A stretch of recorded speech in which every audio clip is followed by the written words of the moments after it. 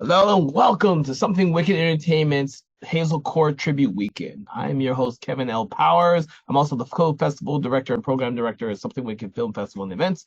And welcome to this special edition weekend event. This is one of our tribute weekends that is not directly associated with our regular schedule, as most people did not know this one was coming, except for the patrons on my Patreon page.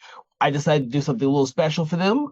So I am doing this live presentation of Hazel Court's films for them. And then these videos are going to be released later on for people who are normally watch our tribute weekends. That being said, just a little bit about what we do here. Our tribute weekends are designed to allow audiences to see for the first time an amazing selection of films based on a renowned filmmaker or actor or actress.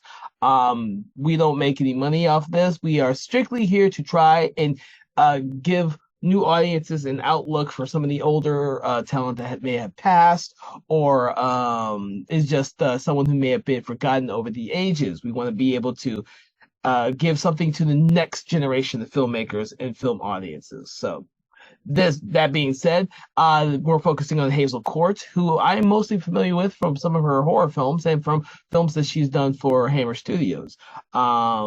Most of the films we are screening this weekend have nothing to do with those. We are screening a lot of her earlier films so that people get an idea of what she did before she became extremely famous. But we're also including some of those films as well to give you a wide variety of the films that she starred in. That being said, the next film up that we have is Dear Murderer. This is a film I haven't seen yet, so I'm going to enjoy this film along with you. Normally, I might give you some little comments or tidbits throughout the film, but I don't really do that for the tribute weekends. I kind of let you guys enjoy the film as it is, whether it's your first time watching the film or you've seen it many times before. I want you to enjoy the film without my commentary so that you get an accurate idea and a look at the talent that we're displaying this weekend. So, like I said, I will be enjoying this film along with you. But what I do hope is that if you enjoy this film or any of the other films that we're screening this weekend, please go out there and add them to your not social media, but your your personal digital and physical collections, because without your continuing support, these filmmakers would be gone, lost forever, and they would not be able to survive off the residuals and so on and so forth. Because every dollar that you spend on these actual films means that they have something to live off of in terms of residuals and future payments. That being said, like I said before, this special screening is designed to help my Patreon patrons. So if you are not one of my Patreon patrons, by all means, feel free to go out there, join my Patreon page, become one of my patrons so that you can be kept up to date for some of the other films and projects and special events that we do. And so, without further ado, I don't want to keep yammering. I want you to get to the film because I want to get to the film. So, without further ado, let's get to Hazel Court in Dear Murderer.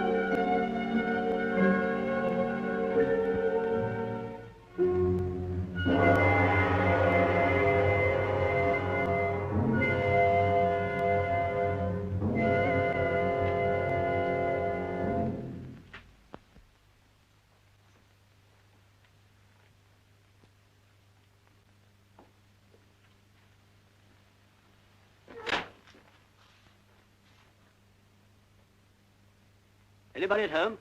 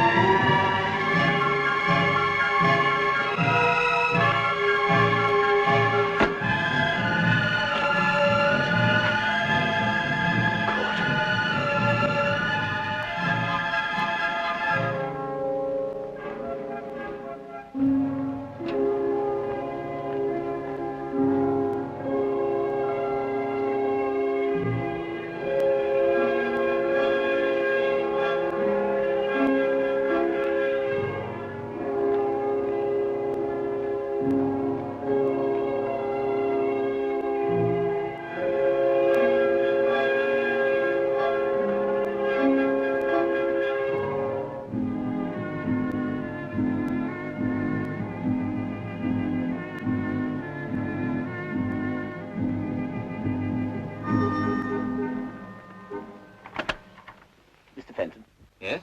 Could I speak to you for a moment, please? Is it a business matter? Well, it's rather urgent. Oh, all right, come in. Thanks.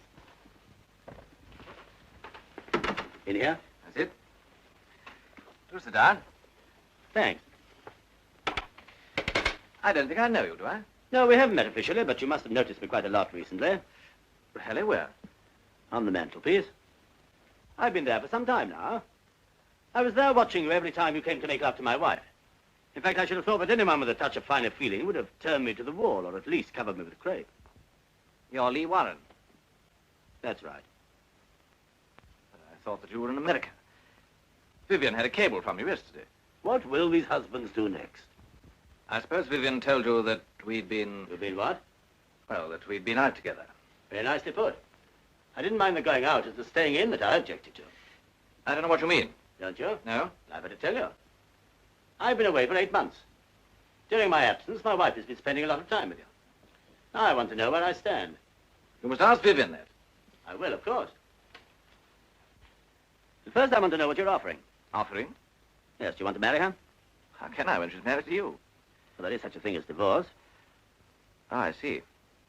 You don't like the sound of that very much? Well, frankly, no. What do you mean to say is that if I took a sock at you now and saw my solicitor in the morning, it wouldn't exactly enhance your career, would it? It isn't that so much. It's just that I'm not sure that Vivian would want to marry me. Well, that's honest anyway. It doesn't get us anywhere, does it? Well, what do you suggest we do about it? I'll tell you. Tomorrow early you can go away. Take a long holiday. I can't do that, not right away. Why not? I'm a busy man. Not busy enough, apparently. What do you do for a living? I'm a barrister. Oh, then you're your own master. You can spin a yarn about your health or something. Well, I might be able to fix it somehow. I think you can. You can write a letter to Vivian, finishing the affair once and for all. But I'd like you to do it now, please. Well, very well.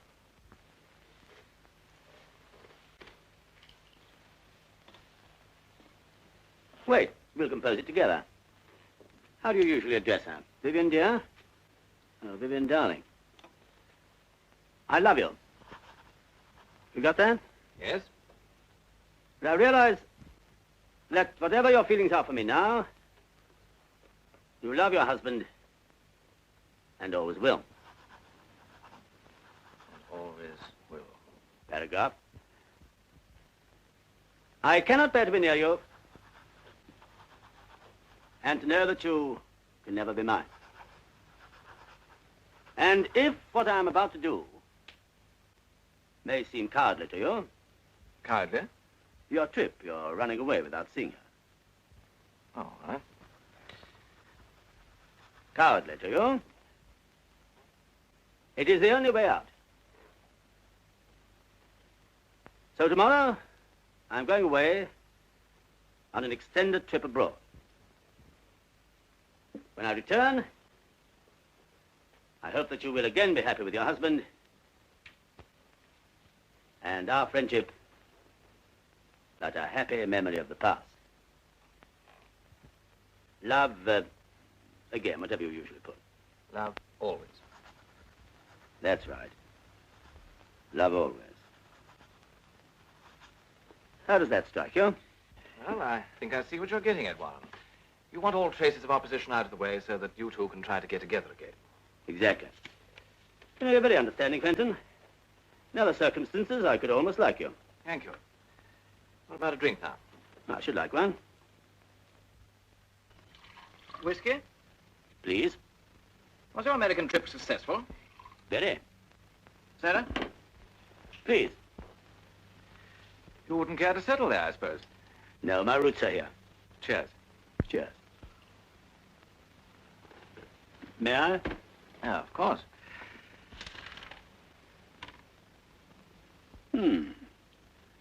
I don't think we could improve on that. I'm so sorry, Fenton. That's all right. I'll fix you another. No, it's not the drink I'm worried about. It's the letter. It's saturated. Never be able to send that. Afraid you'd have to write another. Well, now, look here, Warren. You can't be serious about this letter. I'm afraid I am. Sorry to be such a nuisance. All right.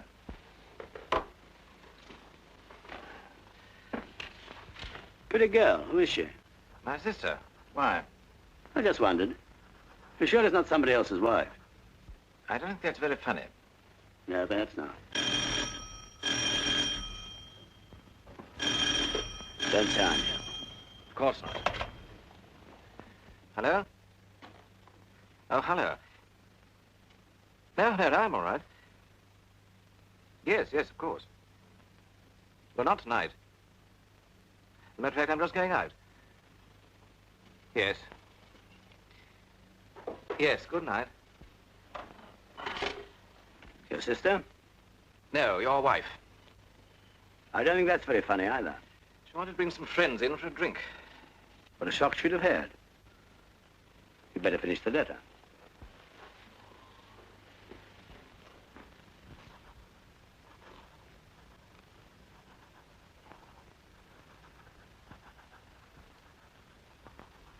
Stop. That's enough. What the devil? Put your hands behind your back. Look here. Do as you're told, or I'll blow your guts out. What the basis are you playing at, Warren? Is this a joke? Joke? No, you can turn around. Look here. Go and lie down on that sofa. What are you playing You've at? got 15 seconds to get onto that sofa. Now put your feet up.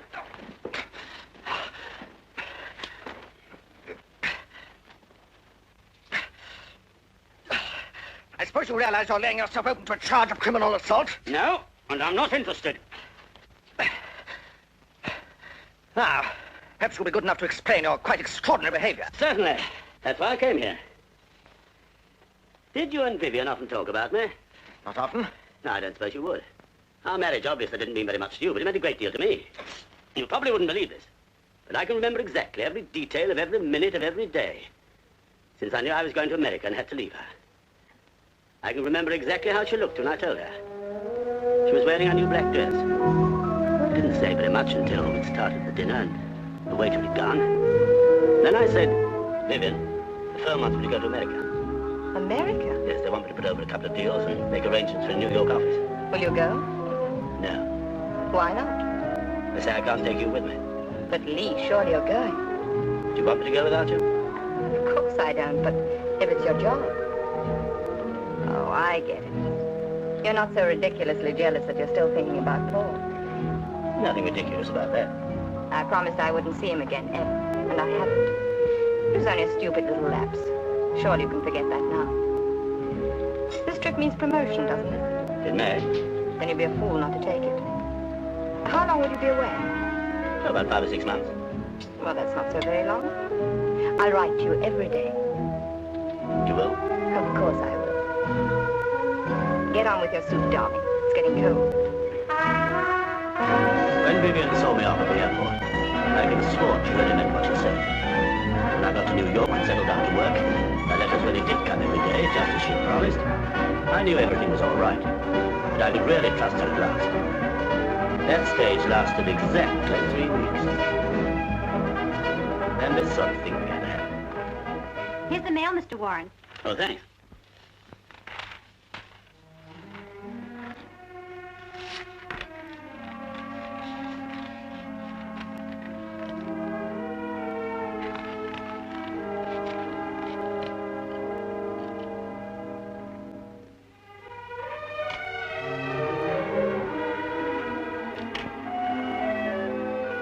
This for me, will you? Yes, Mr. Warren. Any mail for me this morning? Nothing personal, Mr. Warren. Is that all? Yes, thanks.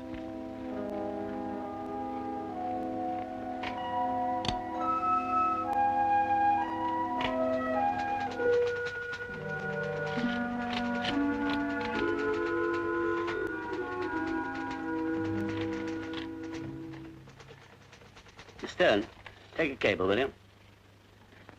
Mrs. Warren. Thanks for long letter. Stop. I'm mailing you a bottle of ink and fountain pen. Stop. Please use them. Stop. Looking forward to seeing you. Fondest love, Lee. Right away, sir. In the end, I couldn't stand it any longer, so I put in a transatlantic telephone call. All one weekend, I tramped up and down the office, waiting for it to come through. And when it did... Hello? All right, I'll hold on. Vivian, is that you? Vivian, what's happened? I haven't heard from you for over a fortnight. But, darling, I wrote to you yesterday and on Tuesday. Well, I must have forgotten to post it. I know, Lee, but I've been so terribly busy. Yes, you see, Mother's in town. I've had to take her out. I know, darling, but some days it's so difficult. Really it is. All right, darling, I'll try. Yes, I promise. I miss you terribly, too. No, I'll write you every day from now on. Yes, I promise. Hello? Hello? We were cut off, but I didn't care. I'd spoken to Vivian and I was happy. That shows you the sort of fool I was about her. For a week or two, her letters arrived regularly. Then they stopped again. This time I didn't travel to Jericho. Instead, I took to haunting a little bar on Broadway. After a few drinks, I was able to persuade myself that nothing was wrong, but Vivian still loved me. My fool's paradise didn't last long. One night, I came upon an old tattler someone had left behind, and there, laughing up at me, was Vivian. And beside her, with his arms round her, also laughing at me, was Mr. Richard Fenton.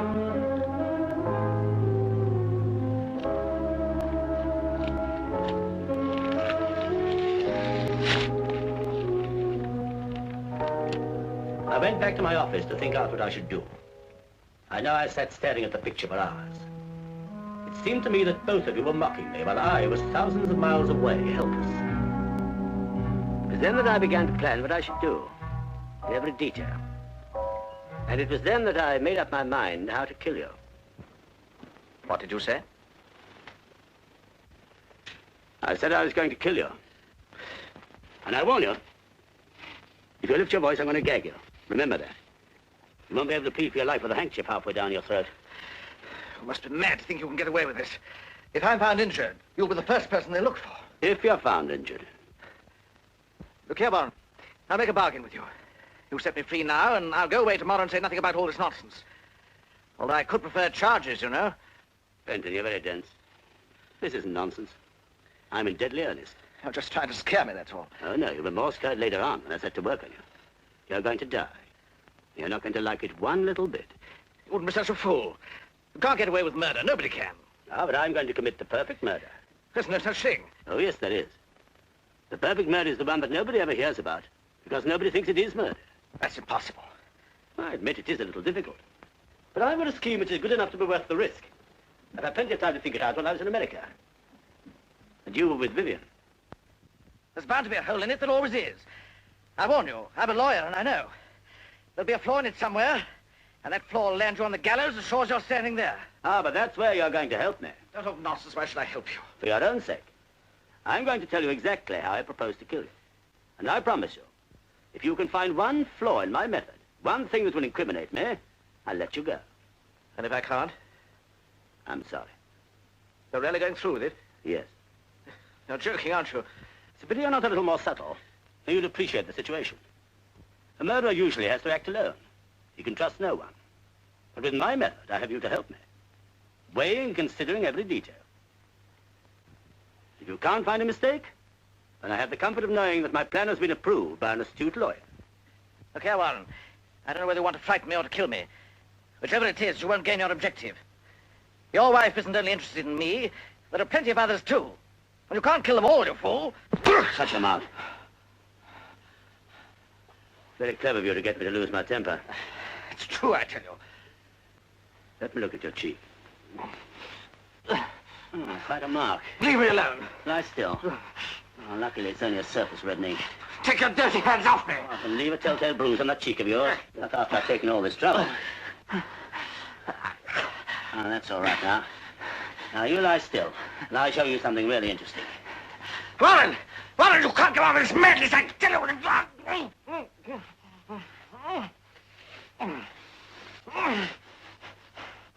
This is your bedroom, isn't it?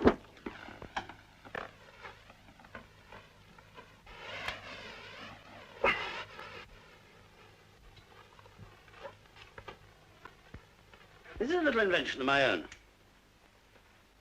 I'll give you a demonstration.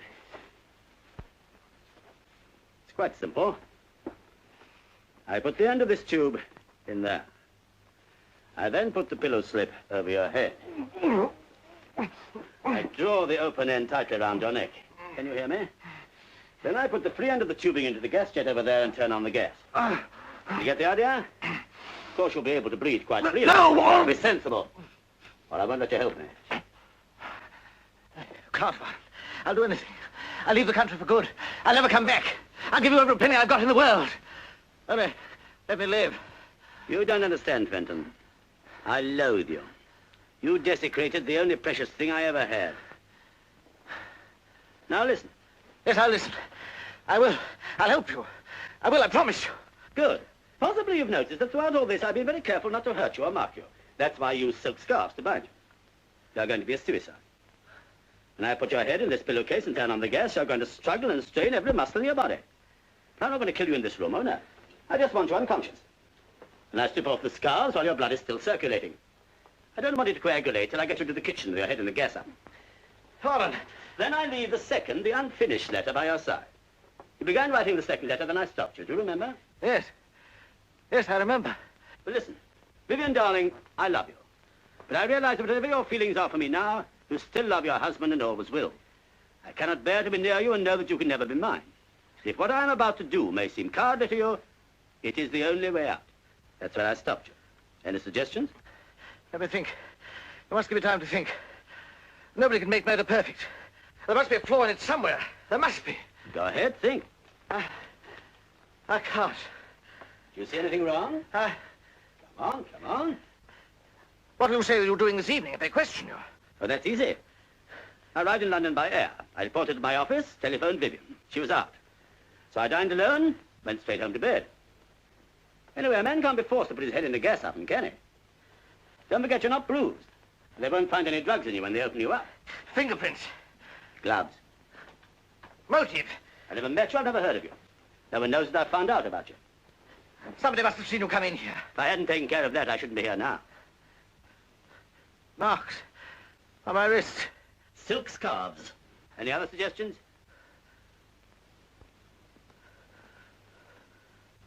Well, goodbye, Fenton. You were a bit of a failure as a lawyer. I'm glad my life didn't depend on your arguments.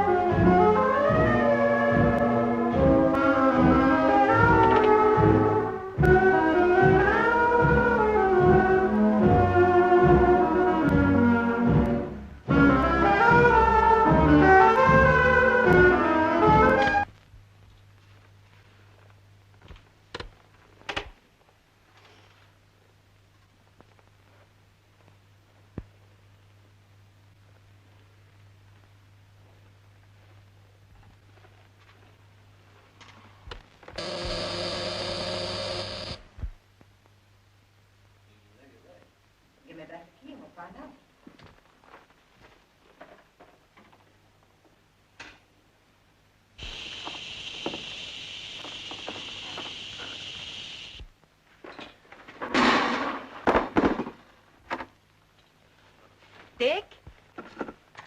Dick? You see, there's nobody here. Darling, relax.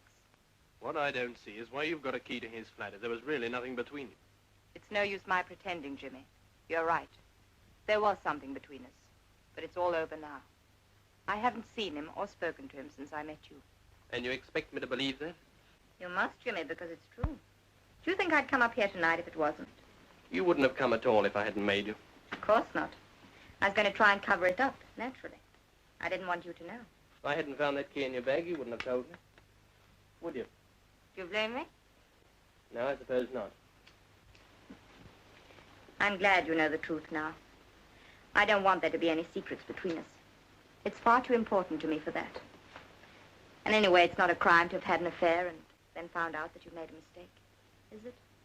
You know why I wanted to be certain there was nothing between you and Dickie? No? Because I wanted you to divorce your husband and marry me. And now? I want to more than ever. Darling. You will marry me as soon as you can get your divorce, won't you?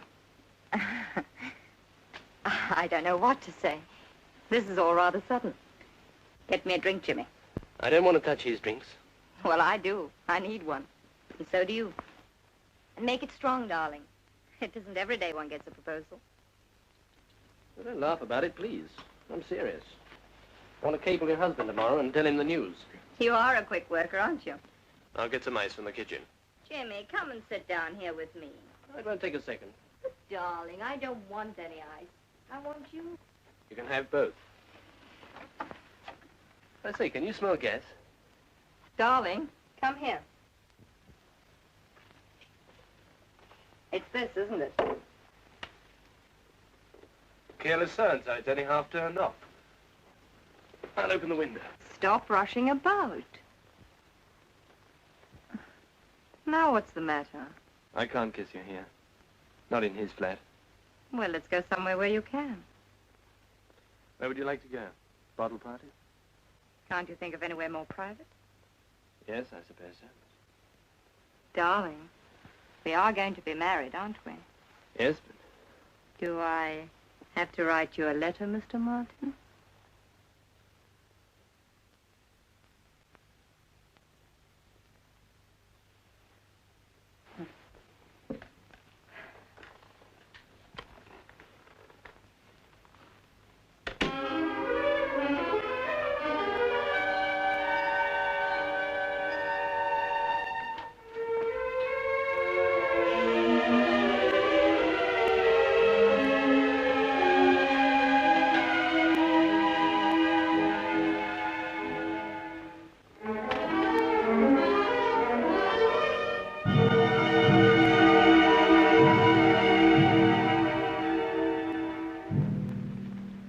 Can't kill 'em all, you fool.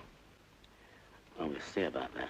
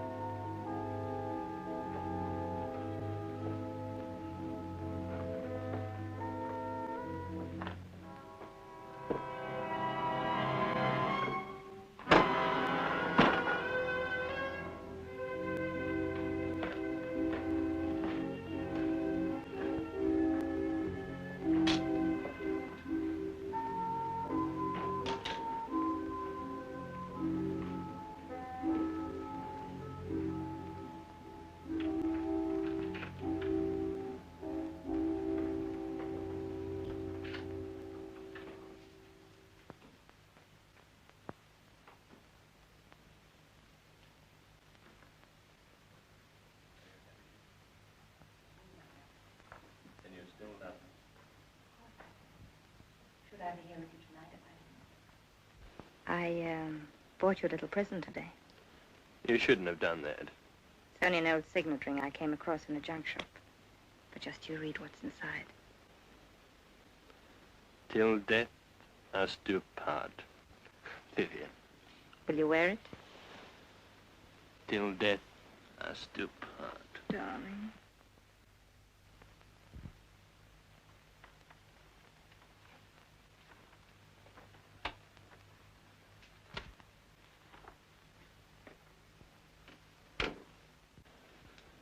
What was that? What was what?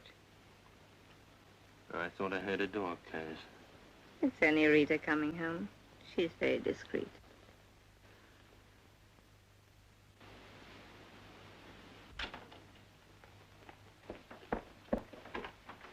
Oh, excuse me, madam. All right, Rita. I thought you said she'd gone to bed. You needn't worry about her. She knows how to hold her tongue. Yes, but darling... Stop worrying and say good night.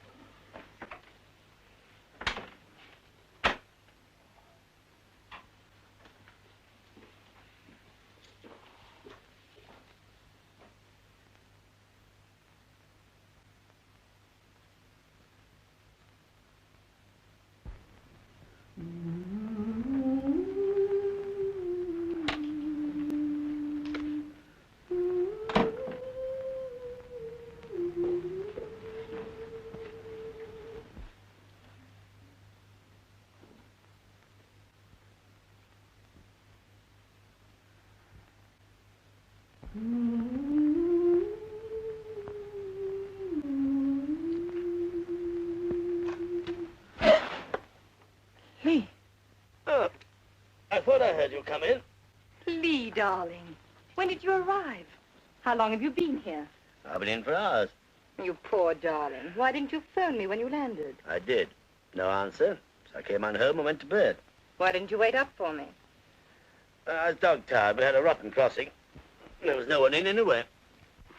Poor Lee. What a homecoming. And just the one night I'm out. You must tell me all about your trip. Was it successful? Lee, I've been so miserable without you. What time did you turn in? Oh, about 10. Did you have something to eat? No, I didn't want anything. Let me get you something now. No, thanks. Why didn't you write to me, Vivian? It won't take a moment. Why didn't you? But I did, darling. Dozens and dozens of letters. But you said every day. But, darling, that was only a figure of speech. You know I was thinking of you every minute and missing you dreadfully. But I couldn't just go on saying that over and over again, could I? It would have been so boring. And I've never bored you yet, have I, Lee? Not until now. But, Lee... You see, I don't believe you, darling. Were you on duty last night? Yes, sir. Did anyone ask for Mr. Fenton during the evening? No, sir. Did you see anyone strange? Anyone other than the usual tenants come in or go out? No, sir, I can't say I did. Did Mr. Fenton often have visitors? Not many, no. Any ladies? Sometimes, yes. One particular lady? Not so as you'd notice. All right, thank you. That'll be all for you two just now. Won't you want me anymore? Not for the moment, thank you. Oh. Oh, all right. Only I found him, remember? Yes, thank you. We're very grateful.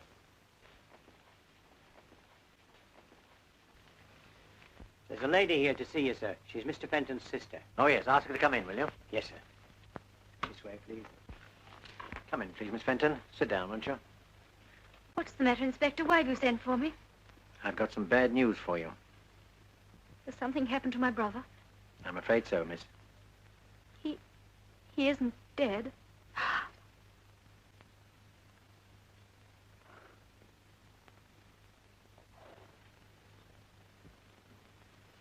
How did it happen?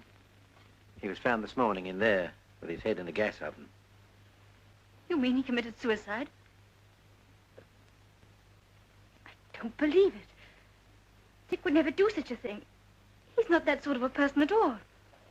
A man can't be forced to put his head in a gas oven, Miss Fenton. Dick wasn't like that. You'd better read this.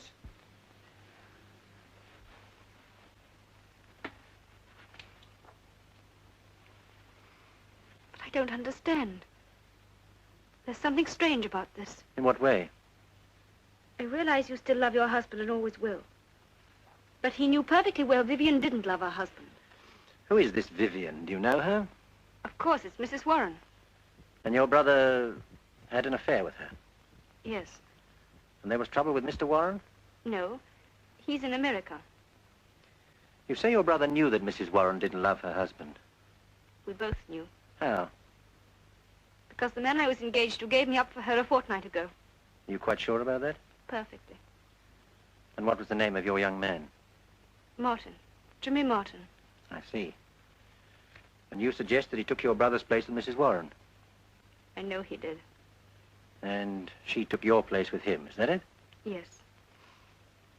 You must excuse my asking so many questions, but it is a bit complicated, isn't it? It's all very sordid and unpleasant. And it's all her fault. Yes, I'm sorry. Now, if you wouldn't mind giving me this Mr. Martin's address. Why? Are you going to see him? Well, just give me the address if you don't mind, and I'll decide about that later on. Yes, of course. He lives at number 7. Aren't you going to the office this morning? Yeah. Why not? Anxious to get rid of me? Not at all. I've turned in my report. Now I'm taking a few days off to put some private affairs in order. What private affairs? Oh, private affairs. Where are the other papers? They're over there.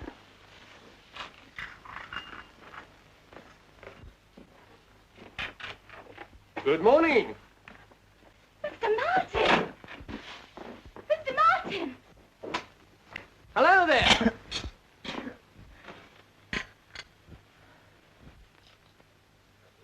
Thank you very much. My favorite flowers. Aren't they sweet? I beg your pardon. Not at all. Make yourself at home. By the way, I didn't quite catch your name. Vivian, introduce us. Jimmy Martin, my husband. How do you do, Mr. Martin? How are you? Have you known my wife long, Mr. Martin? Of course he hasn't. Only during my absence, I take it. I think I'd better go. No. I think I'm entitled to some sort of explanation. Isn't every husband who comes home to find a handsome young man calling on his wife with flowers, and at breakfast time, too? Do sit down, Mr. Martin. By the way, have you had your breakfast? Yes, thank you. I think you better go, Jimmy. Yes, of course. And I think he'd better stay. Lee, don't be ridiculous. Do sit down, Mr. Martin. Have a cigarette, will you? I don't know what you can hope to gain by this behavior, Lee. Mr. Martin, tell me, is it a habit of yours to call on my wife so early in the morning? Certainly not. This morning you just thought that you would. Is that it? You may as well know it. I'm in love with Vivian. Well, at least you're honest. He's a likable lad. Have you quite finished, Lee? Nearly. Tell me, Mr. Martin, does my wife return your love, do you happen to know? Yes, I think so. Is that true, Vivian? I refuse to take part in this ridiculous charade. But you're terribly curious, aren't you? You're not missing a word. Oh. Please go, Jimmy. I can't stand any more of this.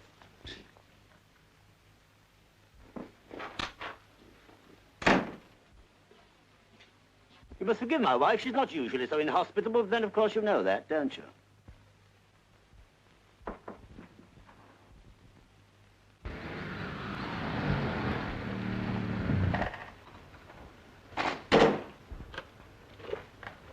That's a fine place to park a car now, isn't it? Keep your mind on the job, Fox. We've got more important things to do. You wait here. I shan't be long.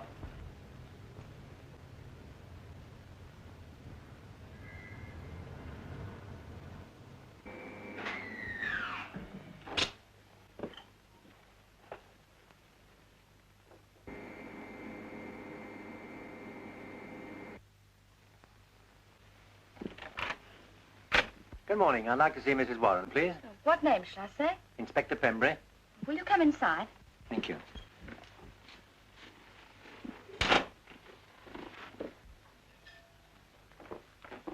Excuse me, sir, there's a policeman called. Inspector Penbury. Who does he want to see? Mrs. Warren. Has he brought any flowers? No, sir. Then show him in. Will you come this way, sir? Thank you. Good morning, sir. Good morning. I'm Inspector Pembury. Mr. Warren? Yes, can I help at all? My wife's dressing. It's about a friend of your wife, sir, Mr. Richard Fenton. Do you happen to know him? Fenton? I don't think I do. What about him? He was found dead this morning. Oh? What's that got to do with my wife? We found this letter near the body. It's addressed to Vivian. I think that's your wife's name, sir. Yes, it is. May I read it? If you wish. Thanks. I'm sorry to have to inflict this on you, sir. Did you know about your wife and this Mr. Fenton? No, I've been away for 8 months. I only got back from America yesterday. Oh, really, sir? Then I expect this must come as a bit of a shock to you. Well, yes and no. Yes and no? And there's no point in beating about the bush. I came back from America earlier than I expected because I was worried about my wife. She hadn't written for several weeks, and I'd heard that, well, that she was going about with other men. Now it looks as if I misjudged her. You mean this letter makes it quite clear? Yes. Did you say anything to your wife about Mr. Fenton last night, sir? How could I? I didn't even know he existed. Oh, of course not, sir. Silly of me. But you did talk to her, I expect. Not very much. She didn't come in until quite late. Didn't she come to meet you then? No. But she must have known you were coming home? As a matter of fact, no. I thought it was more of a surprise if she didn't. I see. Do you mind telling me what time you arrived back, sir? We landed about 5. I came by air. Ah, yes. And after you landed? Look here, what have my movements got to do with all this? You may as well know, sir. There was another man in Mr. Fenton's flat last night. We found his fingerprints. For a moment, I thought it might have been you. If I'd known of his existence, it very easily might have been. You mean you might have taken the law into your own hands? Yes. It's a good thing you didn't, sir. Oh, darling, this is Inspector Penbury. How do you do, Inspector? He wants a word with you. May I ask if you knew a Mr. Richard Fenton? I did, yes. Why do you say did, madam? Well, I haven't seen him for some time. Have a cigarette? No, thank you. What's all this about?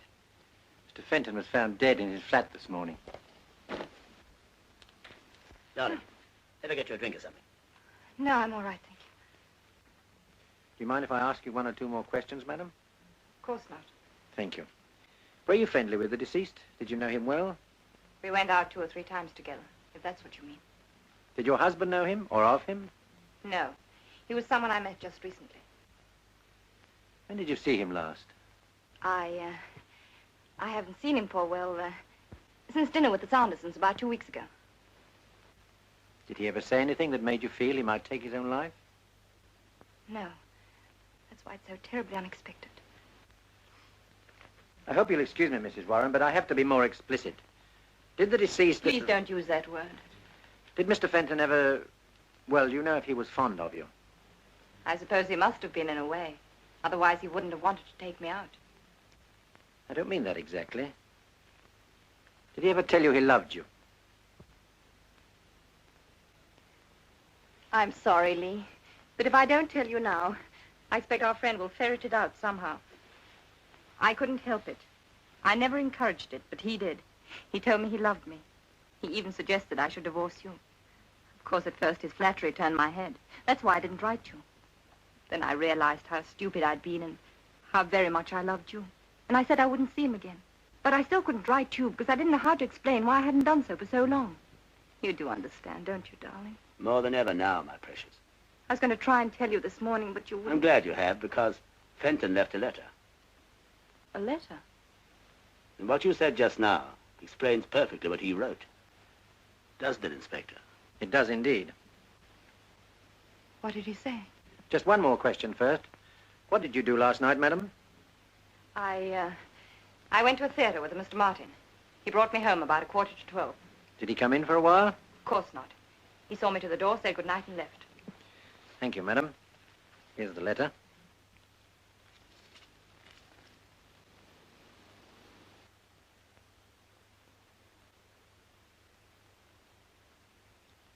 He killed himself for me. How terrible. Terrible. Don't take it like that. He killed himself because you were faithful to me, didn't he? Yes, but... Well, no one can blame you for that. You won't want to ask any more questions now, will you, Inspector? No, I'd better be going. Inspector, if there's anything else, please don't hesitate to ask me. However badly I may feel about this, it's not myself I'm worried about. It's my husband. Your husband, madam? I don't quite understand. Well, you know how people talk. And that letter, it looks so awful. Must it be published? Well, that's for the coroner to say, madam. I'll do what I can. Thank you, Inspector. Thank you, madam. You made things much easier for me. Good day, Inspector. Good day.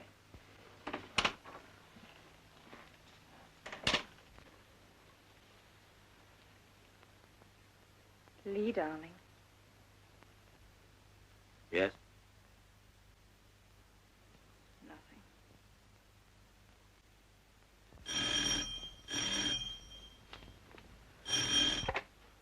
Hello?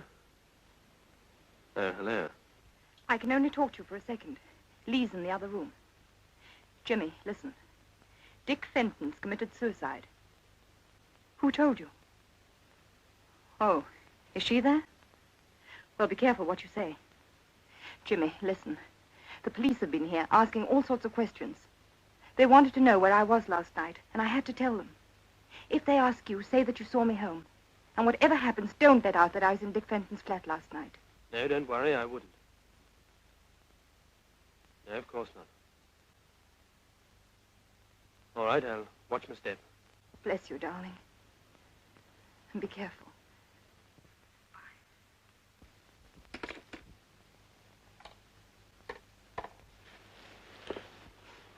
That was her, wasn't it? Yes. Does she know? Mm-hmm.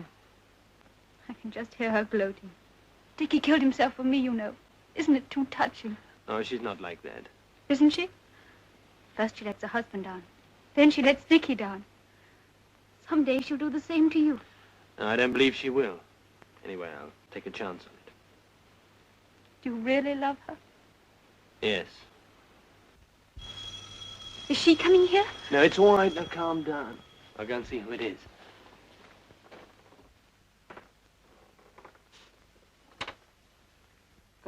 Mr. Martin? Yes? I'm Detective Inspector Pembury. Could I see you for a moment? Yes, of course. Come in.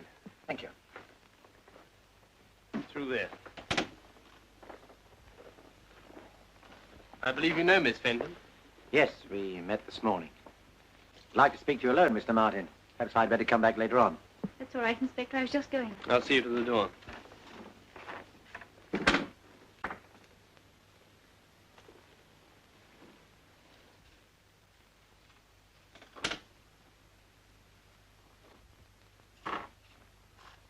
Well, Inspector?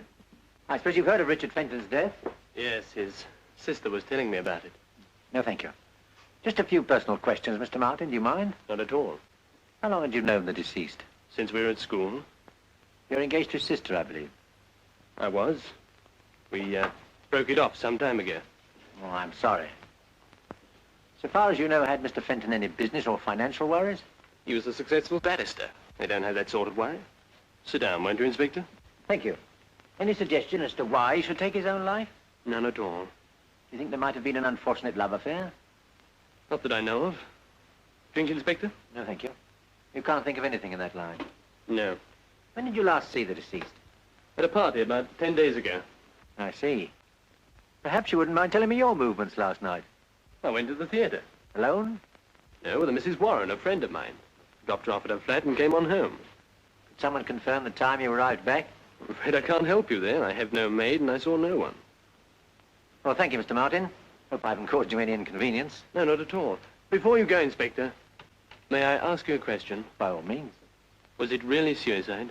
I haven't the foggiest idea. Good day, Mr. Martin.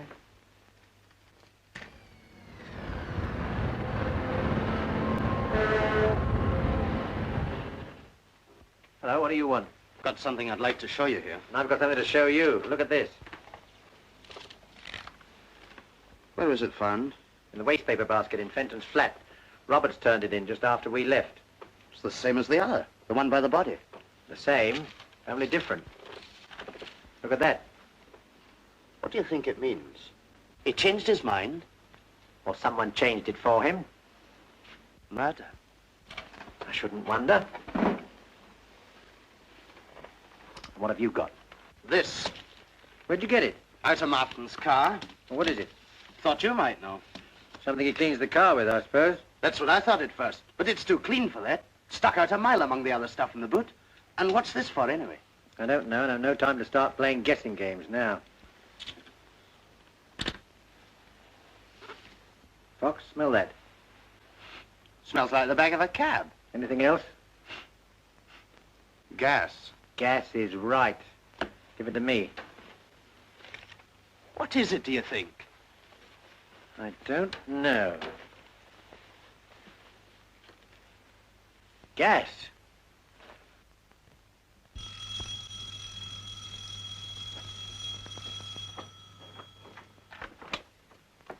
Oh, it's you. Come on in.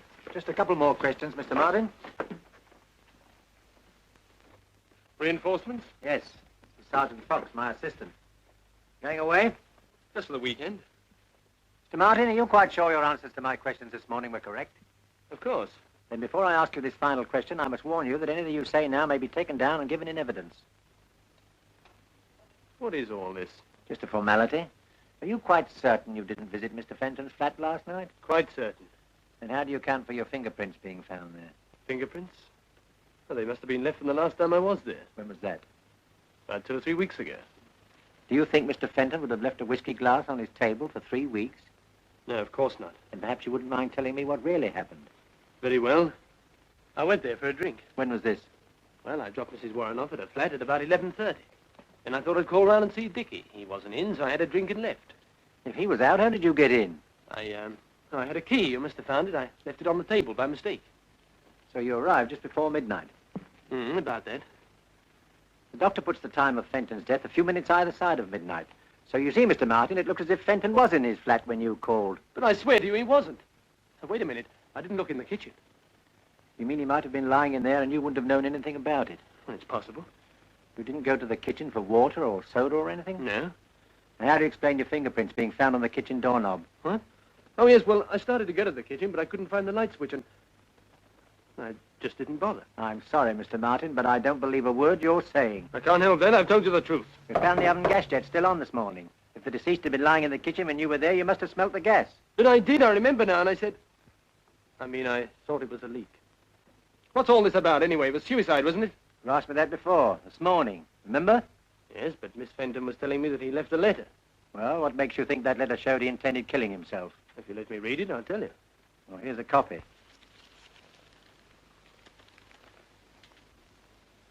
It's pretty obvious, I'd say. Explains everything. Not quite everything, Mr. Martin. The deceased found it difficult to write a letter giving up the woman he loved. Anyone under those circumstances might have written a dozen letters. We know for a fact that he wrote 2. You've just read one. Now I'll show you the other. You mean the letter found by the body was to have ended the same way as that one? Precisely. You couldn't write a letter like that at the first attempt. Who could? So he threw it away.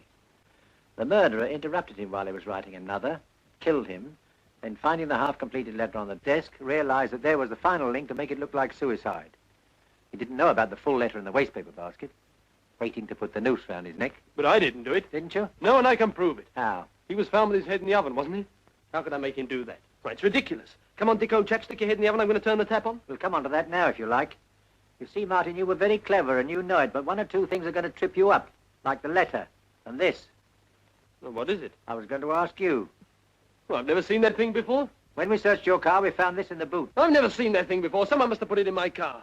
Anyway, why should I want to kill Dickie? Because he was in love with Mrs. Warren, too. Oh, nonsense. Is it? I'll tell you this, Martin. In the whole of my experience, I've never seen a cooler, more carefully planned and premeditated murder. I've already cautioned you, and I shall now arrest you for the willful murder of Richard Fenton. You're making a great mistake, Inspector.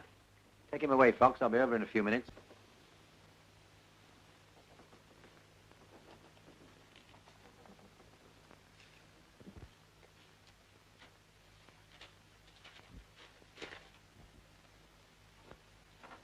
That young man of yours seems to be hitting the headlines. Who?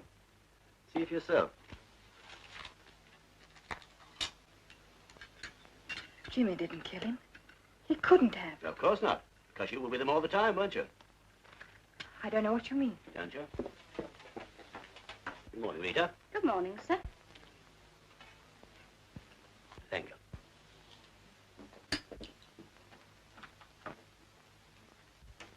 You know Jimmy didn't kill Fenton because he never left your side all the evening. How do you know that? Because I happened to be there. Where? In Fenton's flat. But you couldn't have been. Unless you... Go on. Unless I killed him. No. No, you couldn't. Why not?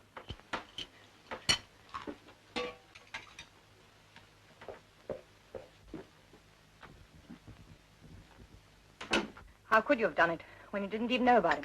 I found out. The rest was easy. In fact, I only made one mistake. What was that? I thought Fenton was the only man in your life. He tried to tell me there were others, but I didn't believe him. Until you came in with Jimmy, then it was too late. Do you know what Fenton said? He said, you can't kill them all, you fool. Well, he was probably right. Fenton and Jimmy in one day is a pretty good start, isn't it? Now what is it? Post has just come. Well, put them over there. No, give them to me, will you, please? Thanks. You don't expect me to believe any of this, do you? I don't see why not. It's all quite true. I worked out a foolproof plan for killing Fenton. When Jimmy turned up, I replanned things a little, putting the pillow slip at the back of his car, for instance, instead of destroying it. If we don't pay the telephone bill in 7 days, we're going to be cut off. You mean to tell me you were in Fenton's flat that night, that he was dying there, while we were talking in the next room? Exactly. I don't believe it. Oh, you don't, eh? Do I have to write you a letter, Mr. Martin? Remember? I see. Your mother wants to come and stay with us. Why she did always write to me, I don't know. Perhaps she thinks I'm kind of hearted than her daughter. After you and Jimmy had left, I fiddled round Fenton's flat. And the more I fiddled, the blacker things began to look for James. You wouldn't really let an innocent man suffer for something you did. I suffered because of something he did. That's different. Not to me. I made up my mind to get my own back, and I'm getting it. You're mad. You must be. You love Jimmy Martin very much, don't you? Yes, I do. And you'd do anything to save him, wouldn't you? Yes. Well, now you're going to be in the interesting position of knowing that he's innocent and that I'm guilty and that you can't do anything about it. You're going to suffer slowly and exquisitely, and I'm going to enjoy watching you squirm.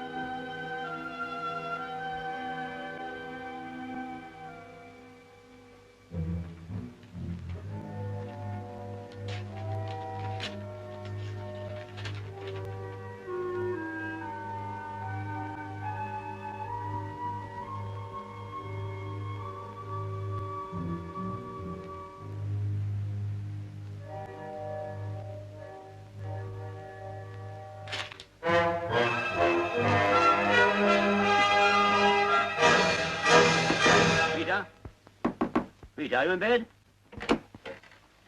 When did Mrs. Warren go? This afternoon, sir, about 3. Where did she go, do you know? No, sir, she just called a taxi and went. Did you hear what address she gave the driver? No, sir.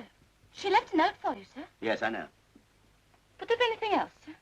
No, you better go back to bed. I want to speak to Mrs. Warren, please. Warren.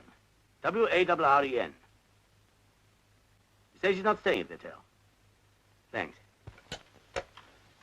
Delta Dorchester. Could you tell me if Mrs. Warren is registered with you, please? Yes. She's not there. Thank you. Is that Maidenhead 365? Riverside Hotel? Could I speak to Mrs. Warren, please? She isn't. You sure? Thanks.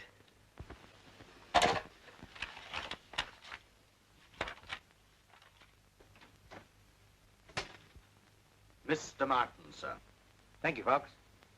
You and Gray wait outside, will you? Yes, sir. Sit down, Mr. Martin, please. You know Miss Fenton. Hello. Miss Martin, I want to ask you some questions in a moment, but there's something I must check up on first. You won't mind waiting, will you? Haven't got much option, have I? No, you haven't really, have you? Excuse me.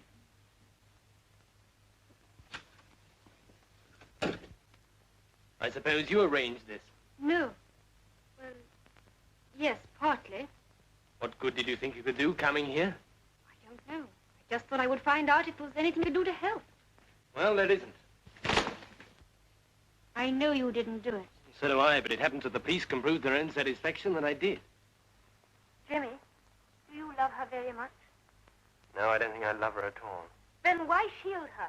Because if they could hang me on the evidence they got, they could hang her just as easily as an accessory. The significant thing is that pillow slip being in my car. Now, someone must have put it there deliberately. Whoever it was had a grudge against 2 people, Dickie and me, and hated us both enough to want to kill us. Oh, Jimmy. Oh, excuse me. Look, I'm sorry, but something very important has come up on another case. Would you mind very much if we postponed our talk to another day? No, Inspector, of course not. Thank you very much.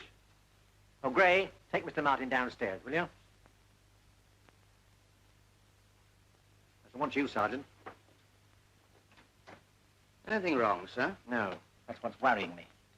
It's all too neat and tidy. It all adds up perfectly. Too perfectly. Don't you think that's just because we were lucky enough to come across the evidence quickly, sir? Maybe. I was wondering whether we were meant to come across it. You mean you believe the boy when he says someone else put the pillowcase in his car? I don't know. All I do know is that whoever planned this murder was a clever man. Cool, calculating, ruthless. But clever. Does that sound like Jimmy Martin to you? Ah, you can never tell with those quiet ones. He may have committed half a dozen other murders for all we know. That's right. Perhaps he's Hitler in disguise. He's about the right height.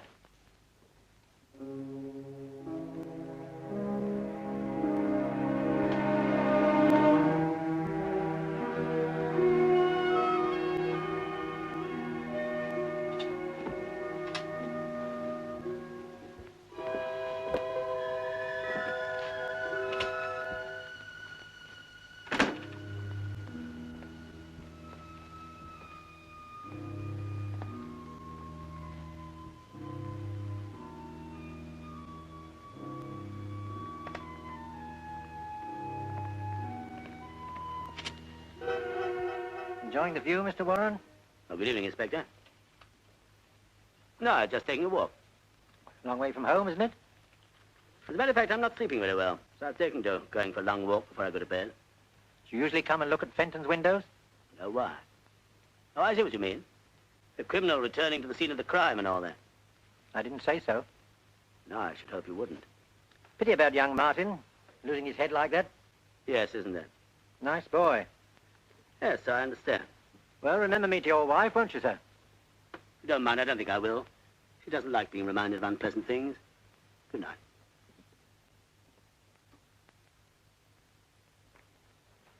Did you take the tablets I gave you?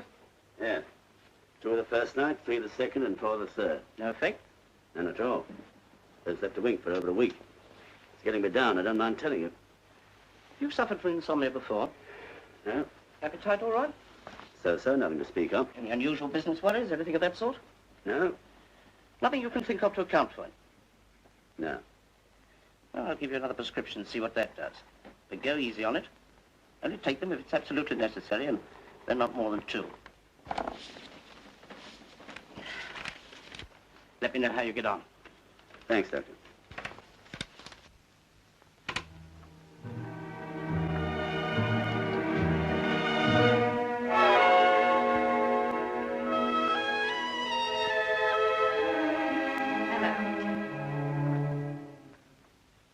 When did you come back? About half an hour ago. You might look as though you're pleased to see me. You suppose I am? I thought you might be by now. Give me a light. Why did you go off like that? I told you in my note. Your hand's a little shaky, isn't it? Yes, I haven't been sleeping very well. You know you do look a little the worse for wear. You don't seem very worried yourself. I'm not. You're tougher than I thought you were. Not tough. Just logical and sensible. You see, Lee, I've thought the whole business out, quietly and reasonably. And I've discovered 2 very important things. What are they? First, that I love you, and second, that you love me. What makes you think that? Why else should you be so jealous of every man who so much as looks at me? Why else should you kill Dick and Jimmy? To make you suffer something of what I've suffered. But, darling, that's silly, surely. I never loved them the way I love you. Is that true? Of course it's true. Why did you think I came back? Why did you? Because I was worried about you. Why? In case you might do something silly. Why should I do that? Because the responsibility for that boy's death is getting too much for you, isn't it? Yes, it is. I don't know what to do about it. I can't think straight. It's all my fault. I should have made you see that nobody means anything to me except you. But what about Fenton and Martin? They never meant that much. But why did you... Only because you weren't there and I was so bored without you. Vivian, is that true? Absolutely.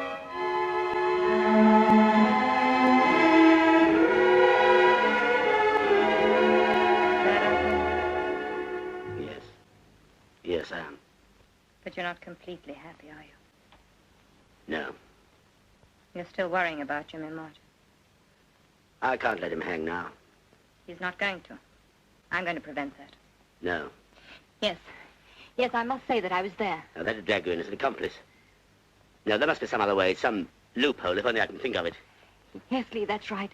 There must be something you've forgotten. No crime is ever perfect. This one is. Too perfect. I saw to that. I didn't know I was going to want to undo it all again. But there must be something you've forgotten. There must be. Lee, try to think.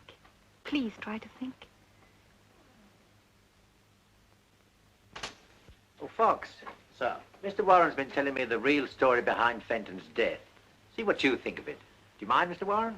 But I've already told you. Would you mind telling us again, for Sergeant Fox? He's been working on the case with me. I'd like him to hear it from the beginning. Very well. As far as I can remember, it was like this. On the day that I arrived back from America, I reported at my office, then rang up my wife. She wasn't in.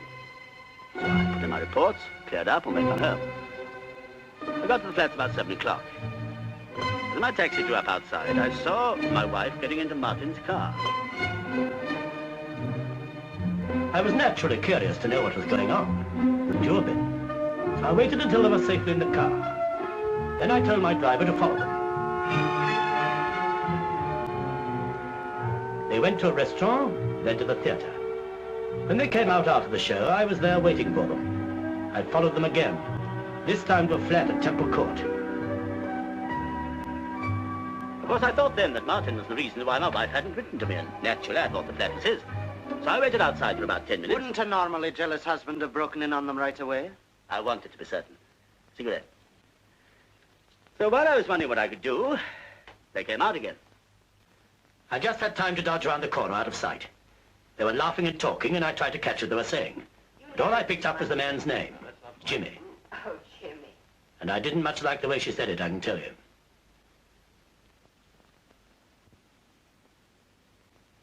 After they'd gone, I tried the door.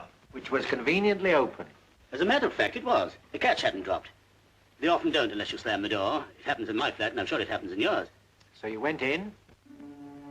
I thought I'd wait and knock hell out of this Jimmy when he came back.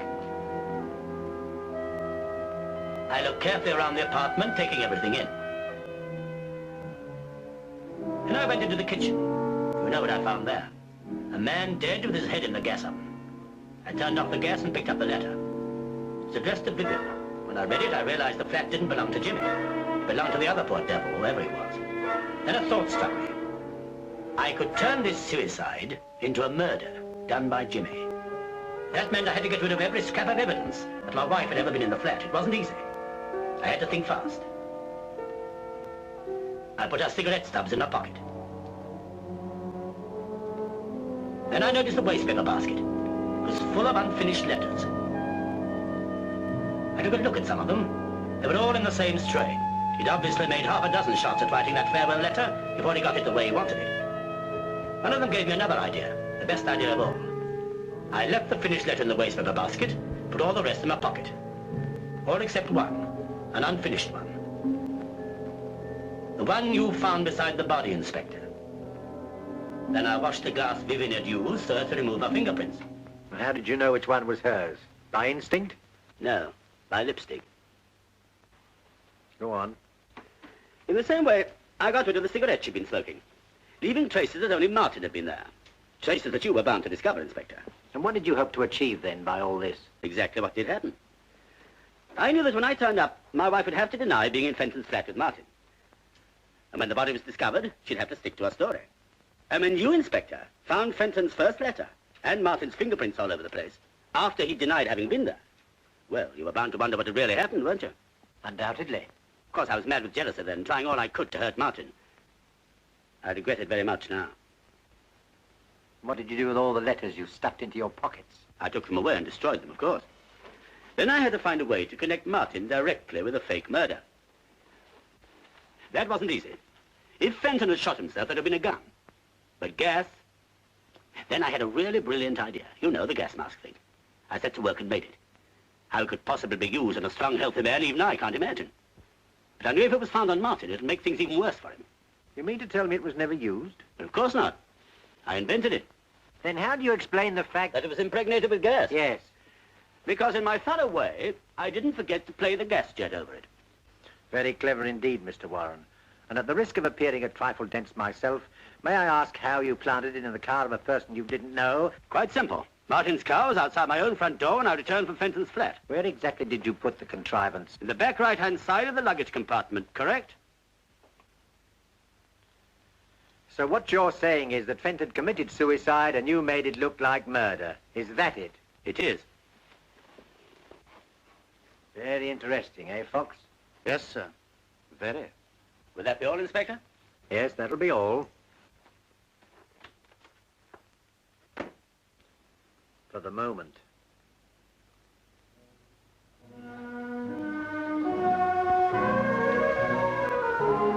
You swallowed it. Hook, line, and sinker. You're sure? Quite sure. My job was pretty good. You didn't say too much. George Scott. Good Lord, now, just a few fills here and there, that's all. You were nervous? No, I had a couple of drinks before I went in just to start me off. After that, all set. Oh, Lee, I do hope so. What you worried about? Have another drink. George, dry martini. I'll have another Scotch.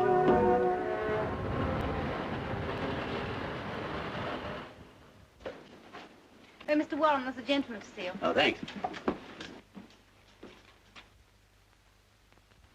Sorry to worry you again so soon, Mr. Warren. Oh, that's all right. You've come to arrest me for obstruction or withholding evidence or something, I suppose. No, we don't want you. We've got Martin. Surely my confession clears Martin. Well, that's just it, Mr. Warren. We don't altogether like your confession, as you call it. In fact, we're not inclined to believe it, unless you can produce a little more tangible evidence to support it. Why should I trouble to invent a story like that? Or because you were grateful to Martin for getting rid of Fenton so conveniently for you? Or because your wife asked you to? That's all nonsense. Everything I told you this morning is the truth. Perhaps I'm rather dull, but frankly, I don't believe any man could think as fast as you say you did. Well, I warn you that's the evidence I shall give if you bring Martin to trial. Do you really think you should? You're sitting pretty. Why save him at the expense of yourself? Because I can't see an innocent man hang. That isn't what you thought a fortnight ago. Ah, but I found out since then there was nothing between Martin and my wife. Your wife told you that? She did. And I believed her. I wish I could believe you, sir, but I can't. What more do you want? Just something to convince me that your story is true, that you really were in the flat that night. Well, let me think. There must be something. I know. There was a dishcloth over the oven door to keep the gas in. Oh, come now, sir. That's the sort of thing you could have read in the news of the world any time. Now, wait a minute. The kitchen, I've got it. Someone had knocked the milk over. There was a pool of milk on the floor. Is that enough for you? Hmm. You know, it almost looks as though you really were in Fenton's flat that night. Well, of course I was. But I still don't think your story is true. Now you're being insulting. I hope not, sir. I don't mean to be. You know, sir, I learned a great deal about art on a case once. It seems that every artist has a certain style, and often it's not necessary for an expert to see the signature on a picture. He can recognize the artist from the style. What's that got to do with me? Just this, sir. Your alibi for Martin is too slick. If he'd told me your story, I'd have been more inclined to believe it. You see, it has the same style about it as the murder. Good afternoon, sir.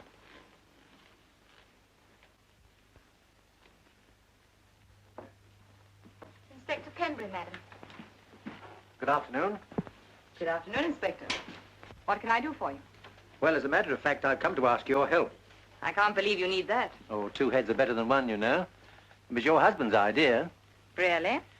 Yes, he came to see me today and told me an extraordinary story. He said that Fenton really committed suicide, but because your husband was jealous of Martin, he arranged things to look as though Fenton had been murdered by Martin. I know. He told me all about it. I said he ought to go straight to you. I'm afraid it won't work, you know. I don't know what you mean. It's quite clear, surely. I don't believe your story, and I'm not going to release Martin. Well, if that's your attitude, I don't know what I can do about it.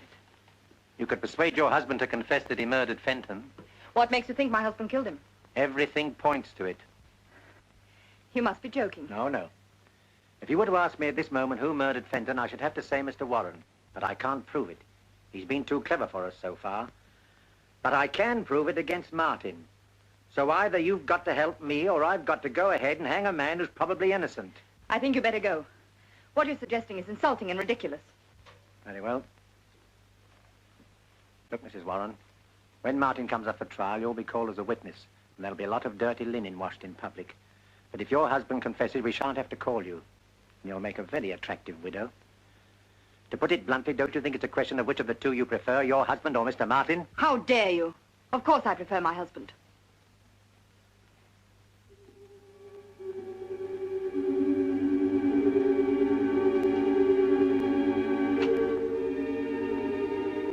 Who rang, madam?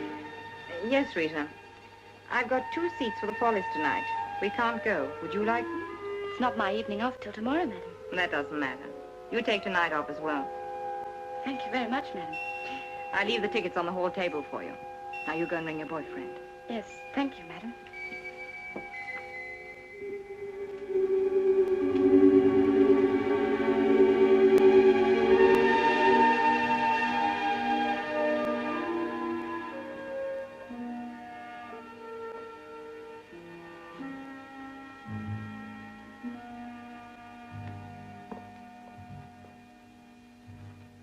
Hello, darling.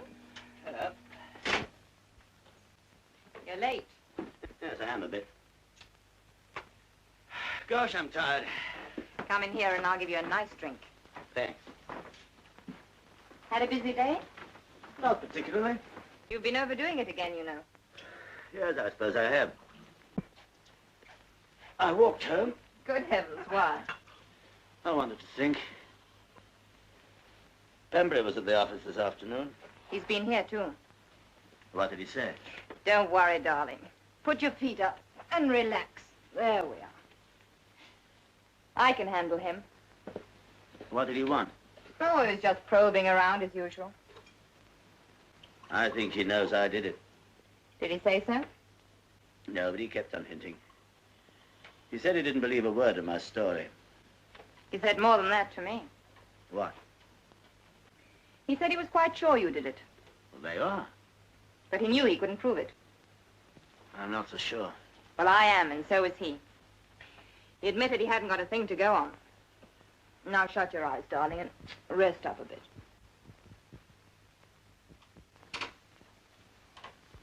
Oh, I'm just off, madam. Have a good time. You look very nice tonight, Rita. Thank you, madam. What on earth are you doing? Packing? I can see that. What for? We're taking a trip. Don't be an idiot, Vivian. I can't stand any more tonight. Listen, Lee. I found the answer to the whole wretched business.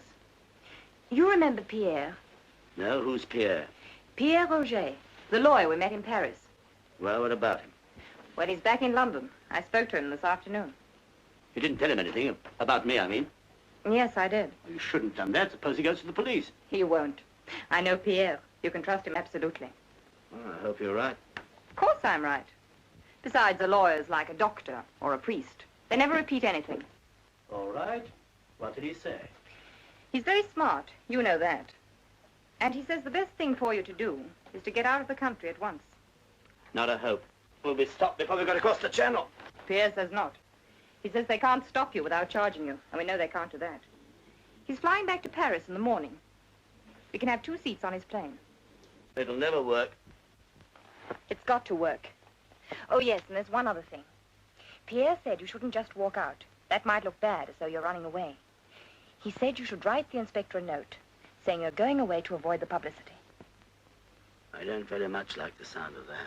Well, that's what Pierre said. I better telephone. No, darling, don't do that. He particularly said not, in case the line's tapped.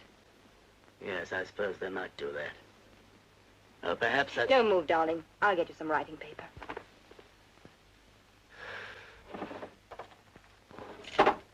He said write the note and leave it here. Then take the car. Darling, then take the car down to the airport in the morning. All right. I'll try anything once. There you are. And the envelopes are in there. Vivian, Hmm? do I have to write this tonight? Darling, the plane leaves at 7:30. I can't see you doing it in the morning. I don't know what to say. Tell him the truth. You're fed up. You can't stand the publicity, and so you're getting out. I wouldn't say too much. I don't like putting things down on paper. You never know what people will make of them afterwards. Please yourself, darling. I'm only telling you what Pierre said. Well, I've got to have another drink first. The only drink you're going to have tonight is hot milk. Oh, I hate milk.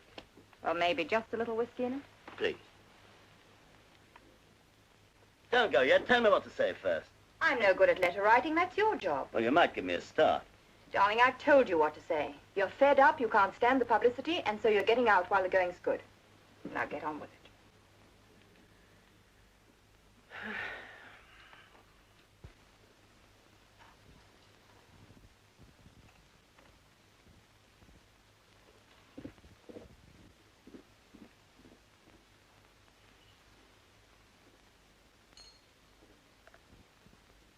Finished? Just about.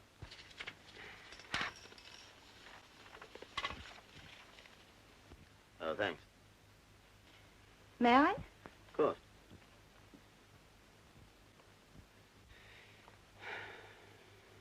I never know whether it's the milk that spoils the whiskey, or the whiskey spoils the milk. You can't have it both ways, darling. Oh, Ernie. Oh, what's up? Lost the tickets? No, just remembered I've left them on the hall table in the flat. Oh, that's torn it. What do we do now? Oh, we have to go back. Oh, we'll miss half the show. No, we won't, not if we hurry. See if you can get a taxi.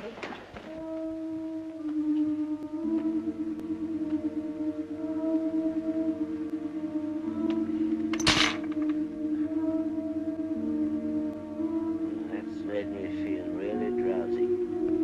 I'm not surprised. I put some of your tablets in it. Good. How many? 20. 20.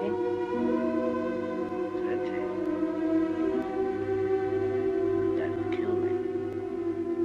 Yes, dear. You're not serious. Yes, Lee. I'm quite serious.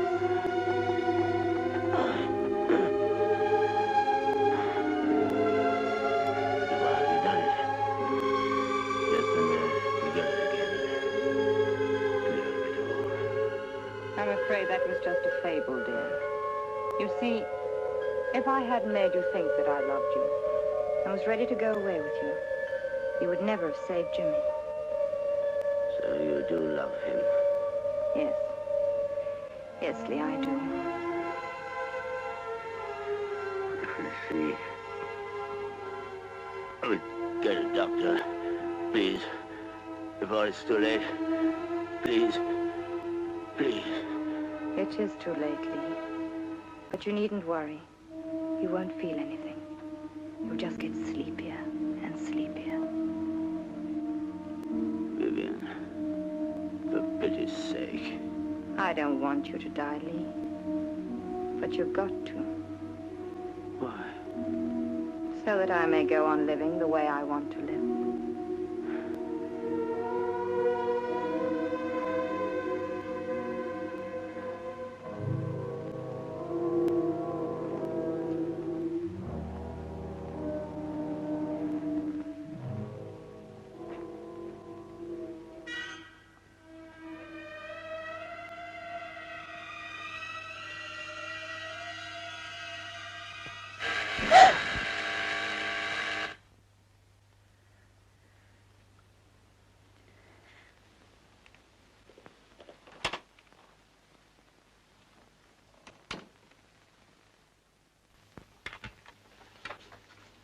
Good evening. I want to speak to you for a moment. I was just going out. I won't keep you very long. It's about Jimmy. All right. What is it? He asked me to give you this. He said there wasn't any point in his keeping it any longer. You're lying. Jimmy would never say that to me. I know Jimmy. Do you, Mrs. Warren? Get out. Very well. Good night.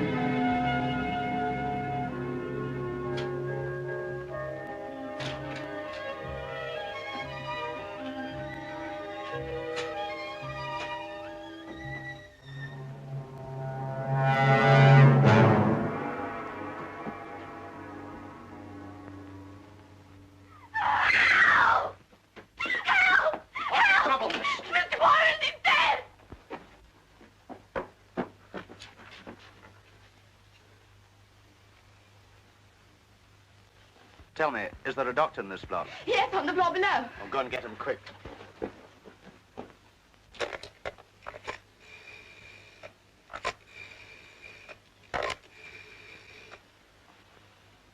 Inspector Penbury. Yes, quickly. Can I ask him another question? You can, but it won't do any good. I'm afraid we were too late.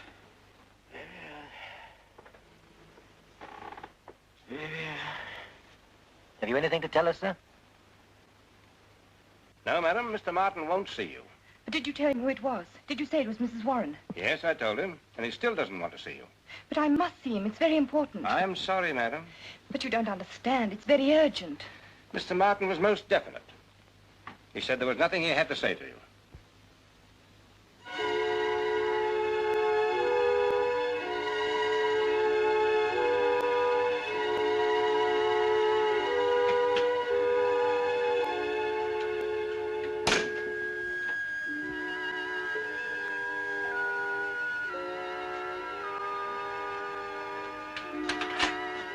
She's here, sir, in the lift.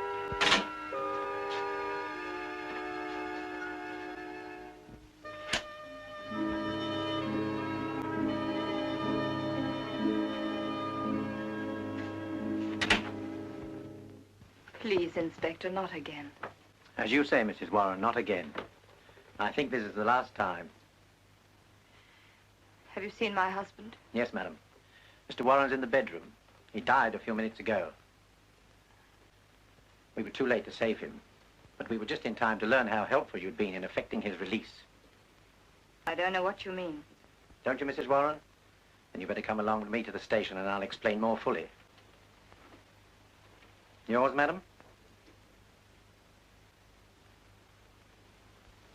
Till death us do part.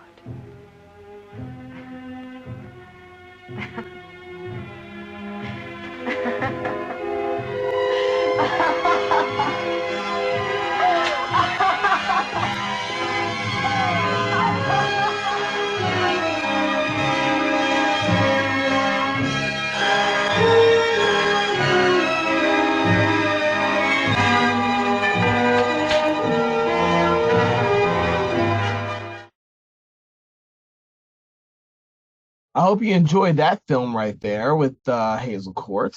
I want to thank you for joining us for Something Wicked Entertainment's Hazel Court Tribute Weekend. My name is Kevin Powers. I've been your host for this screening.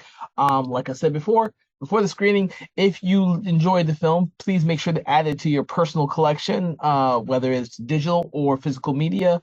Also, if you enjoy watching me do what I do and support the arts, please go to my Patreon page. Make sure to subscribe to become one of my patrons so you can support or continue to support the arts. I hope you have a pleasant experience and you come back for some more. Have a pleasant day. I'm going to get ready for the next screening.